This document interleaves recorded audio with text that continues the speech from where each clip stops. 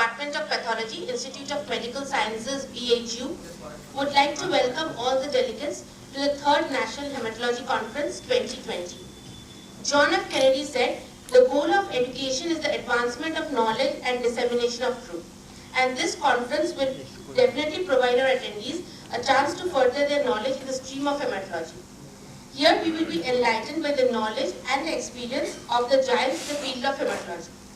So without further ado, we begin our first scientific session of the day with a talk by Professor Tejinder Singh sir on the role of bone marrow biopsy in the diagnosis of osteopathy. The chairperson for these sessions are Professor Devdatta Basu and Dr. Anup Srivastava. I invite Professor Tejinder Singh to come to the stage for the talk and Professor Basu and Dr. Srivastava to chair the session. Good morning, everyone, and welcome to the 3rd National Hematology Conference and the first session of the program. And of course, Dr. Tejinder Singh needs no introduction to all of us, but he's professor. Initially worked as a director professor and head of pathology at Maulana Azad Medical College, New Delhi, past president of IIPM and fellow of Indian College of Pathologists. Currently, sir is associate with the OnQuest Laboratory. And on a personal note, sir is my mentor and guru, and it's a proud moment for me to be chairing sir's session in the day. Sir will his first talk will be on the bone marrow biopsy and the diagnosis of osteopathies.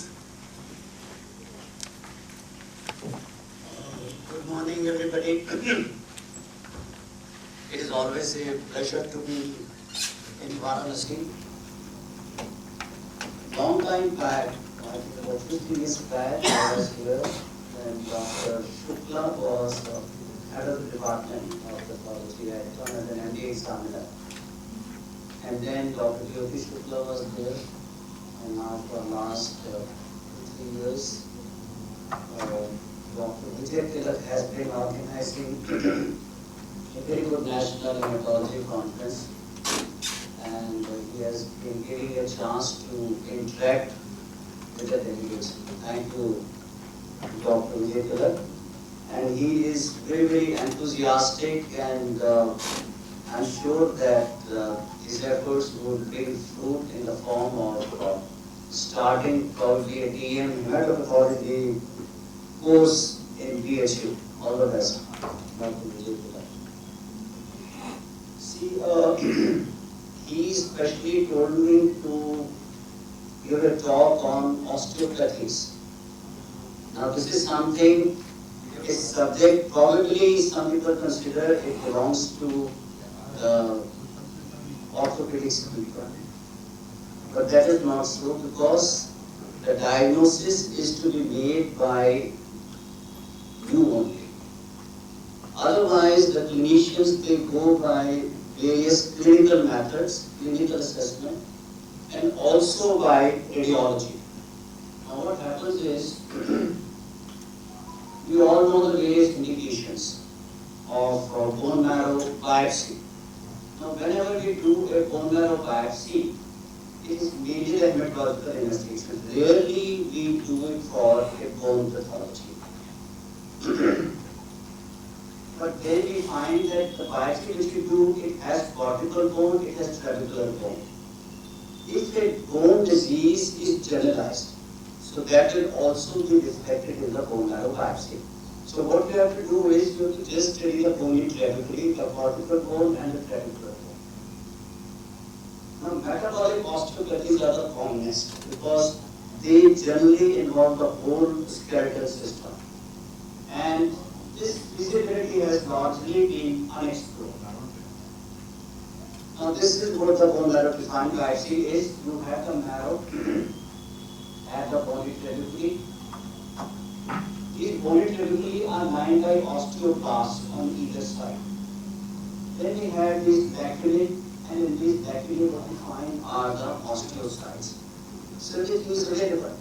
Osteocytes, osteoblasts, bony trabeculae. Now what happens normally is that these bony trabeculae, as you can see, they run parallel to each other, and also they are nearly of same thickness to all. then we find that the bony trabeculae constitute 25 to 30% of the bone marrow biopsy. That means the marrow is about 65 to 70%, the rest are the bony trabeculae. As and when this ratio gets altered, that means something is wrong with the bony trabeculae, there is some disease in the bone marrow. So where do we use it for? Unexplained bone pain, changes in calcium, phosphorus and alkaline phosphatase, delayed fracture healing, and whenever we are suspecting osteopetrosis. Now this is a bony trabeculae and you can see it is lined by these plump osteoblasts. Sometimes in the bone marrow aspirate, we come across such cells which are large, eccentric nuclei and they resemble plasma cells. However, there is no perinuclear Hoff. Now these are the plasma cells and you can see the perinuclear Hoff. Can we have these lights switched off, the front ones, so that the picture can be clear? And then these are the osteoblasts, these are the plasma cells. So we must be able to differentiate them. And then we have osteoclasts. Now osteoclasts are giant cells which are seen on bone marrow aspirate, not always, but sometimes you will come across. See in the biopsy, the bony trabeculae here are lined by 1, 2, 3, 4 osteoclast giant cells. Normally we don't come across. If you come across, that means it is osteoclastic proliferation for whatever reason it may be. See here, you find a bony trabecula, it is partly lined and then it is eaten up. It is being eaten up by again osteoclasts, multiple osteoclasts. Now this is also osteoclastic proliferation. Why is it occurring? That we will go into it. So which are the biopsy on the diseases which we can detect on the bone marrow biopsy are osteoporosis, osteomalacia, osteosclerosis, osteopetrosis, primary hyperparathyroidism, and the most important thing is renal osteodystrophy. And then finally the crystal deposits rarely do we come across.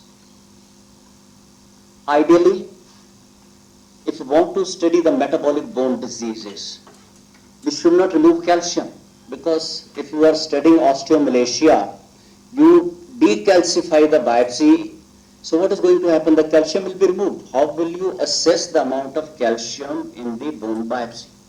So that is not allowed if you want to study in a real sense. However, most of the other diseases can be studied on a decalcified bone marrow biopsy. Now these are two sections of undecalcified. So how do we study them? We put the biopsy in plastic, that is methyl methacrylate, and then we have a separate cutter or a microtome for that, Hume's microtome. We cut the sections and then we do the usual stain. Now this is what is showing us on an undecalcified section. This is the bony trabecula, normal. What you find? Black is the calcium in the bone. The pink one is osteoid. That means each bony trabecula has calcium and on either side you always find that there is osteoid. This osteoid thickness varies in various diseases. So you can pick up a disease on the basis of thickness of the osteoid. Say for example on the right, you find that the calcium is less but this osteoid is of variable thickness and far more than you can see in a normal bone. This is a characteristic feature of osteomalacia. Because osteomalacia we know is due to vitamin D deficiency and the calcium deposition is diminished. That is how you can pick up the osteomalacia. And then we go on to the commonest disease. Nowadays everybody is scared of osteoporosis. We go and get our radio density done by various other methods. What happens in osteomalacia? In osteoporosis, what you find here is bony trabeculae are thinned out. They are so thin that if you put in the needle into such a case, it goes into the marrow as it goes into butter, because there is no resistance from the bony trabecula. Suppose there is a case of multiple myeloma, or in a 70-year-old male or a lady, you do a refined biopsy, needle just goes in, you are not able to get the biopsy. So you should assume that this old person does have osteoporosis. So you have to go very, very slowly by cutting the rotatory movement so that whatever thin bony trabecula are cut and you finally get a bone marrow biopsy. Otherwise, you will not get a biopsy at all. The bony trabecula are very, very thinned out. So what are you finding? That ratio, what I told you, 1/3 is to 2/3 is changed here. Here the bony trabecula are only 5 to 10%, 90% is the marrow. So osteoporosis is characterized by too much marrow and too little bone. That is the crux of the matter as far as osteoporosis is concerned. Now, we have not done this biopsy to study the osteopathies. Now, unless we are doing a thesis. So all these findings, what I am going to show you are incidental, which we picked up while doing bone marrow trephine biopsy for some other diseases, say suspected of myeloma, suspected of acute leukemia, suspected of lymphoma deposit. But then you find that these changes are present. And then chronic renal failure. Patient has anemia, not responding to therapy, no problem.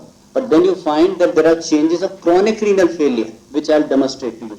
So this is osteoporosis. So here the ratio changes. So what we find is too little bone and too much of bone marrow. This is osteoporosis again. So total it is marrow, thin trabeculae, and whatever trabeculae are, they are cut transversely.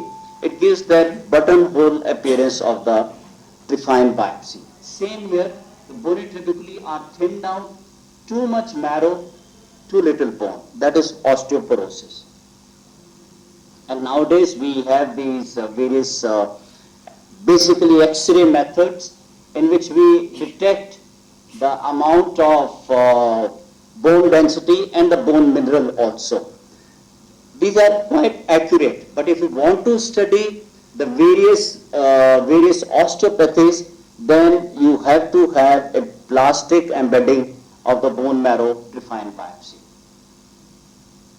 Then we go on to the osteomalacia and rickets, because both of them are caused by deficiency of vitamin D. So what is there? There is a failure of normal mineralization, both in children and adults, resulting in rickets or in a case of osteomalacia.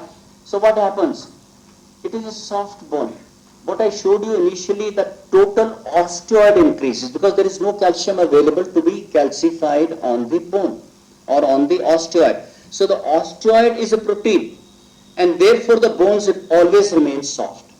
And that is why you find in rickets and osteomalacia, there are various bony abnormalities. So mineralization front has regressed. Bone marrow and rickets, what happens is overgrown cartilage and irregular deposition of osteoid. Now what happens in children is that the first step is cartilage formation, then the cartilage gets calcified, that calcified cartilage is then replaced by osteoid, and then the osteoid gets calcified. Now where is the problem? No calcium available because the child is lacking vitamin D. So what happens? The first step is cartilage proliferation, that is normal. Second step is cartilage calcification. That is where the problem occurs because calcium is not available. As a result of which the cartilage does not get calcified. If it does not get calcified, it does not change to osteoid. So that cartilage cells that keep on proliferating. That is why you find rachitic rosary, because at the ends of the ribs, you find that these cells keep on proliferating and making a rachitic rosary. Osteoid is not formed, so the bone is not formed. That is what results in rickets in a child. Now this is to show you the mineralization front. About 40 years back, we used to do tetracycline labeling. You give a tetracycline drug because it is autofluorescent. It is taken. Where will it deposit? It will deposit at the mineralization front, that is somewhere here. After 2 days, again we would give tetracycline. That would also deposit, and in between will be the osteoid. So today you have given, it is coming over here. 2 days later the osteoid, whatever is formed, and then it comes the second line.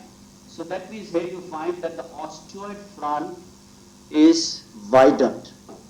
So this is what we used to study by tetracycline. Now it is not done because tetracycline is nephrotoxic, so it has been completely stopped. And then what we do is, you can do a plastic embedding section normally, and what you find, the red one is a calcified bone, blue is the osteoid. Actually the name of Masson's trichrome stain is 3 colors. Trichrome is 3 colors. It came because it could pick up collagen, bone, as well as the osteoid. So you can study the osteoid over this. Now what we have seen is, over a period of last 30 years, while studying the bone marrow, we used to do always a iron stain on bone marrow aspirate and also on the bone marrow biopsy. So what we found on the bone marrow biopsy was that this iron, a line of iron, the blue will be always seen in every case, with the result that this is the osteoid and this is the mineralization front. So from an old literature of 60s, we came across an article where they have studied the osteoid on a decalcified bone by doing the iron stain. So from thence onwards, now we study, we are not using the plastic embedding at Donquest, but what we are using is the iron stain, which we do for the study of iron stores, also gives us an idea about the osteoid front, and hence we are able to diagnose cases of osteomalacia, osteoporosis, and various other osteopathies. Now this is osteomalacia. See here, the bony trabeculae are widened. Why they are widened is because the osteoid is too much. Calcium is less. So here what we find is too much bone and too little marrow. This is in contrast to osteoporosis, where the reverse was true.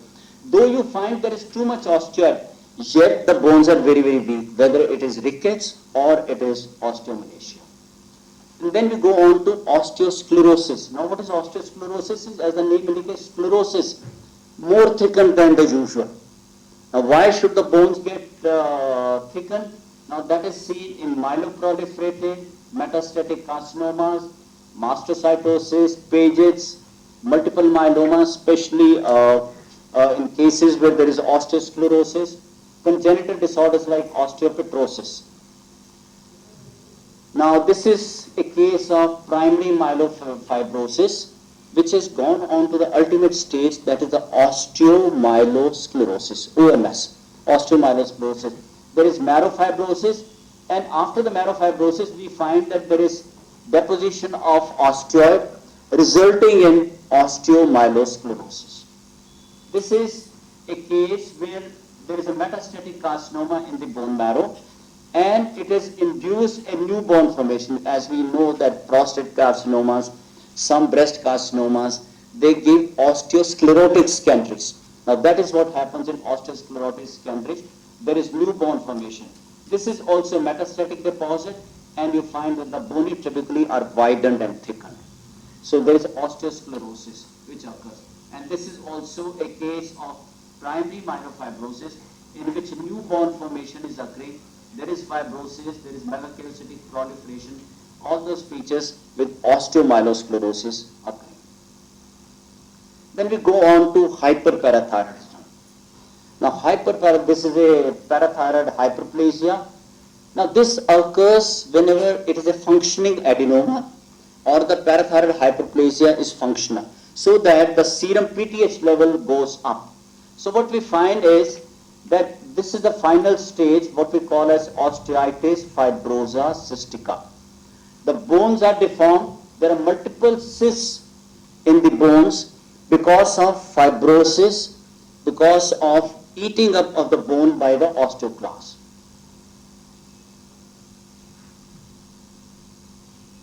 So what are the changes which are occurring? First thing is that these are the bony trabecula. You find that these are lined by proliferating osteoblasts. So what does parathormone does? It causes osteoblastic proliferation, number one. Number two is, here we find that this bony trabecula should have been something like this. But what has happened is, it is being eaten up. There are scalloped margin, and it is being eaten up by these osteoclasts. So there is a osteoclastic proliferation. Osteoblastic proliferation, osteoclastic proliferation, and what you find is that these osteoclasts, they nibble on the bone. When it occurs on the surface, we call surface resorption of the bone. And here we find lacunar resorption. Now what has happened is, the bone over it is intact, but what has happened is, these osteoclasts, they nibble inside the bone, and that is a lacunar resorption which keeps on occurring. So osteoblastic proliferation, osteoclastic proliferation, and then you find these, finally what happens is that these bones, there are spaces which are created inside the bones, and that is when you find fibrosis occurs, paratrabecular fibrosis, there is formation of these cystic spaces, and that leads to osteitis fibrosa cystica. Now this is one of the cases where we found that it was a picture of osteitis fibrosa cystica, and then we investigated, we found here a tiny parathyroid adenoma which resulted in increased secretion of parathormone and all those changes. Now, sometimes we teach our postgraduates that there is a jaw tumor, or mistaken for a jaw tumor is a granuloma, where there is collection of giant cells, what we call a Brown's tumor, collection of osteoclastic giant cells, foreign body giant cells. The bone is being eaten up, and there is hemorrhage, calcification, all those features, and this is a Brown tumor. Again, it is because of excessive parathormone secretion which is occurring and resulting in this change. And then there is a tunnel resorption of the bone. Now what is tunnel resorption is, you find that this whole thing is the bony trabecula. A tunnel inside has been created by these proliferating osteoclasts which keep on eating up the bone on either side. All around it is eaten up, and then they eat it so much that this bone breaks, what we call as dissecting osteitis. Now these are all pictures which we have picked up from the routine bone marrow biopsies. We have not done any specific study. Whatever specific studies we did were on plastic embedding sections. These are the routine pictures which we got and picked up these diseases. Then the renal osteodystrophy. Maximum changes we come across in renal osteodystrophy, and it is a complex thing: abnormal vitamin D metabolism, increased parathormone secretion. Now there are two polar forms. One is hyperparathyroid bone disease, second is adynamic bone disease, but what is the commonest one is mixed type. Mixed type is 80%, hyperparathyroid is 15%, adynamic bone disease is 5% only. Here most of the changes are because of hyperparathyroidism. That is, the parathormone secretion is more. So what we find is, one of the features is paratrabecular fibrosis. So whenever now we come across paratrabecular fibrosis increased radically, we always suggest the clinician, please get the kidney function test done. Anemia may be because of a kidney disease. Here what we find is that this bone is being nibbled up by these proliferating osteoclasts. Similarly over here, so osteoclastic proliferation, this is again a manifestation of chronic renal failure. Here you find eating up of the bone, surface resorption, lacunar resorption. These are all changes of parathormone secretion, osteoblastic proliferation, osteoclastic as well as osteoblastic proliferation which is being seen. And then you find nibbling of the bone with scallop margins, and this is what happens, the bony breaks. The bone breaks on one end, and then the bones are weakened. That is why you find that the problems occur even in the spine, what you call a rugger jersey spine. There are changes in the spine occurring, and sometimes there is osteosclerosis which also occurs. Now I'll show you two cases. A 55-year-old male presented with fever, pallor, dyspnea, weight loss for 6 months. On examination there was pallor, liver and spleen both are palpable, low hemoglobin of 8, normal TLC, mild lymphocytes, and ESR is high, MEM2, everything else negative. Chest X-ray showed hilar lymphadenopathy. Bone marrow aspirate was unsatisfactory. and this is the picture on X-rays. What you find is there are lytic lesions in the pelvic bones. On the skull we find that there is a sclerotic lesion. So pelvic lesions which are osteolytic and the sclerotic lesion. So there is a resorption of the bone in this part and there is a new osteogenesis in the skull. Now this is a disease, Paget's disease of the bone, though it is uncommon. But if you are doing a bone marrow trephine biopsy, you are bound to pick up once in a while. There is remarkable variation in its stage. That means at one bone you may find changes of resorption, at the other end you may find another bone which is showing the osteosclerotic. Now this is what happens. This is the first stage where you find that it is osteoclastic proliferation, tremendous osteoclastic proliferation, and then there is bone marrow fibrosis which is occurring. And then the final stage where you find that there is fibrosis of the marrow and this is a new bone formation which is occurring. So new osteogenesis occurring. And finally the sclerosis occurs. Once the sclerosis occurs, then you find the typical irregular cement lines, what we call as mosaic pattern of the bony trabeculae, which is seen in these cases. And so this is the Paget's disease. This is a case similar to what Dr. Basu showed me about 15 years back. I'd gone to Jipmer and then he brought one peripheral smear. He says, "Sir, have a look at it." It was something like this. What we found was 1-year-old child, stunted growth, both liver and spleen enlarged. Pancytopenia sort of, hemoglobin low, neutrophils low, platelets low, leukoerythroblastic blood picture. So what you find here are one nucleated RBC, and then we have these teardrop cells.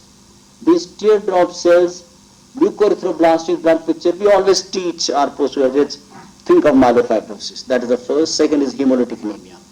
It was not hemolytic anemia. He told me retic count was about less than 1%, and this is what myelocyte, nucleated RBC, so it was a case of leukoerythroblastic blood picture. But look at it.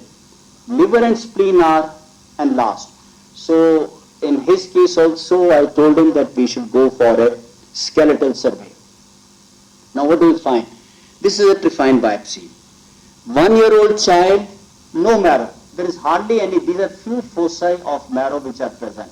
What has happened to the marrow? The whole marrow has undergone fibrosis.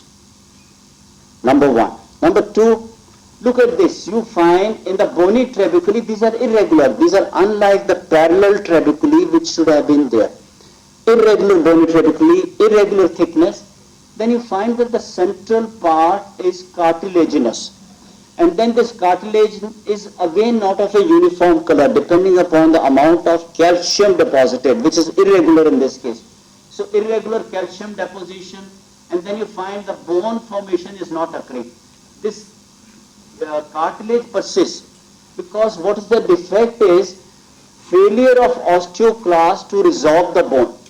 Because I told you one of the steps is cartilage proliferation, cartilage calcification, then there is removal of calcified cartilage, osteoid formation, and then finally the bone. Now here the problem is the osteoclast that failed to resorb the bone. So this cartilage persists, irregular calcification occurs, and that leads to a deformed bone and what we call as osteopetrosis. Now since the marrow is fibrosed, so what is going to happen? Where will the hemopoiesis occur? It starts occurring in liver and spleen and sometimes in lymph nodes, what we call the extramedullary hemopoiesis or agnogenic myeloid metaplasia, which occurs, and that leads to hepatosplenomegaly. There are three types: autosomal recessive, autosomal dominant. Occurring in children less than say 5 years is the malignant type. These children don't survive. Another is tardive, and the third one is adult type. Now those are rare ones, and you find that the prognosis is better in them. And finally, once in a while, we have come across calcium deposit, oxalate crystals in bone. and the patient comes to you with bone pains, we think that the patient is having multiple myeloma. You do a refined biopsy or bone marrow aspirate. In the refined biopsy, you find there is deposition of oxalate crystals. Now this is a case of 34-year-old who underwent renal transplant for end-stage kidney disease. So we don't know whether the patient initially had developed renal failure because of oxalate crystals or not. He had thrombocytopenia, and this is what we found on polarizing microscope, the deposition of oxalates. So the oxalosis, it occurs and there are needle-like crystals. Now, these are uncommon conditions, but sometimes you may come across while looking at the bone marrow refined biopsy. So to conclude, it is a useful tool for detection of expected and unexpected osteopathies. We have been able to pick up few cases of renal dysplasia, bone dysplasia.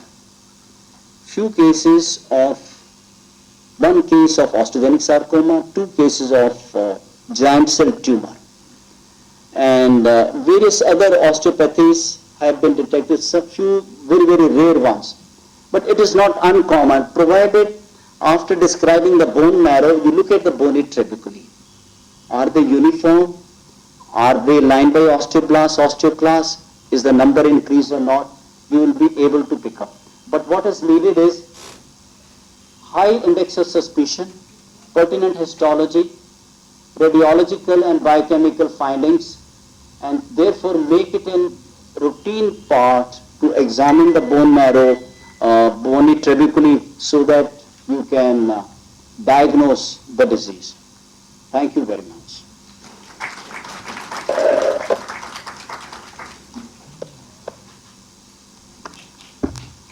Okay, we'll now open the session for questions. Yes, Dr. Tripathi, please. Interesting case. I was just amazed to see a case of osteoporosis.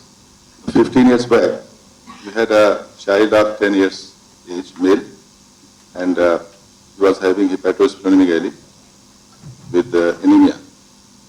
And we referred for aspiration and biopsy.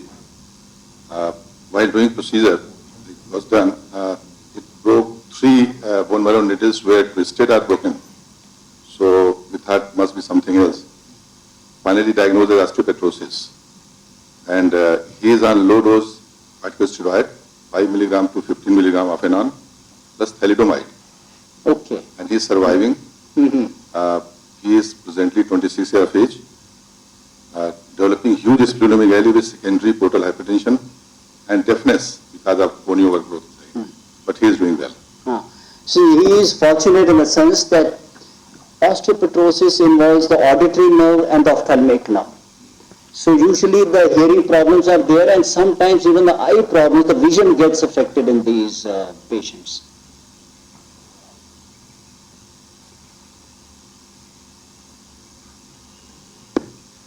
Any other questions, especially from the juniors and residents here? I have just one clarification, sir. You showed us pictures of nascent trichrome with the collagen, and were those on the undecalcified or on the decalcified? This is on the calcified. The nascent trichrome that you have done was plastic embedded. That is on a decalcified. Yeah, that's what I meant. And routine also we can do nascent trichrome and yes, osteoid can be picked up on Mason's spot. Yes, sir, we do that.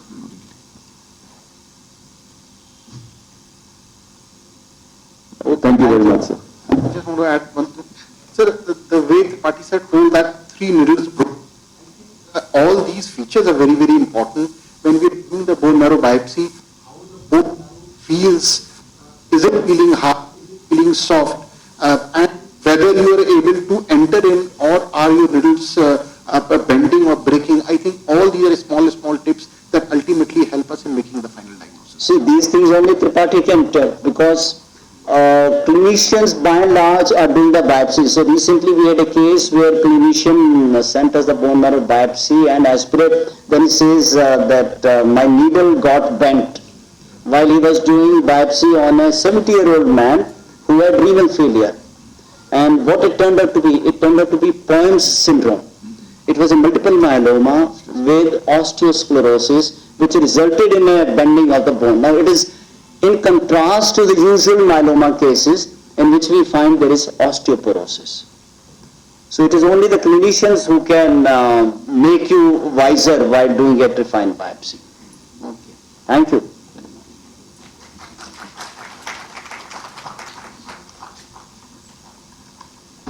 Thank you, sir, for this wonderful talk. I now request Professor Devdatta Basu to honor Professor Tejinder Singh with a small token.